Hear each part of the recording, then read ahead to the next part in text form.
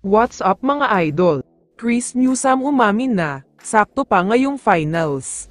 Pero bago mo sana ipagpatuloy ang panonood mo, ay huwag mong kalimutan na mag-subscribe bilang suporta sa aking YouTube channel. Maraming salamat idol. Para sa mga fans na nag-aabang at gusto manood sa mismong venue para sa Game 1 ng PBA Finals, mukhang wala na kayong makukuhang ticket, dahil sold out na lahat mula sa online stores pati na sa physical stores. Sa katunayan, naglabas ng mga tickets ang PBA, pero wala pang isang oras ay sold out na lahat, kaya sa paparating na Game 1 ay siguradong jam-packed crowd ang venue, dahil ibang klaseng finals talaga ang mapapanood natin. Samantala, lumipat na tayo ngayon sa balita tungkol kay Chris Newsome. Para sa mga hindi nakakaalam ay official nang magiging member si Newsome ng Unrestricted Free Agency o UFA, 9 years na kasi siya sa PBA. Ang mga players under 2015 PBA draft class ay may chance na lumipat o pumunta sa team na napupusuan nila, hindi kailangan gumawa ng trade, basta gusto silang kunin ng team na ito ay pwede nilang iwanan ang current team nila. Kaya naman ayon sa mga kumakalat na post, handa daw si Newsome na makinig sa offer ng ibang teams, at hindi daw niya inaalis ang posibilidad na lumiban o umalis na sa Meralco, para sumubok ng something na kakaiba.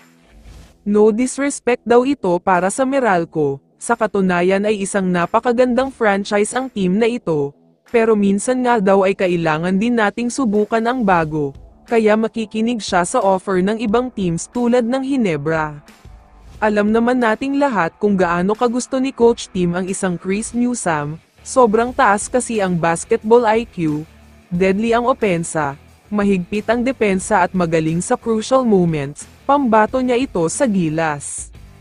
Kaya naman kung mabibigyan ng pagkakataon, sino daw ba naman si Coach Tim para tanggihan ang isang Chris Newsome? Great addition nga daw ito sa team, kasama si Scottie Thompson at syempre ay si Justin Brownlee. Ayon sa mga kumakalat na post, gusto daw ihabol ng Ginebra si Newsome ngayong finals, saktong-sakto daw sana para mas lumaki pa ang chance nila na mag-champion, pero ang problema ay sa April pa ang pagiging UFA niya.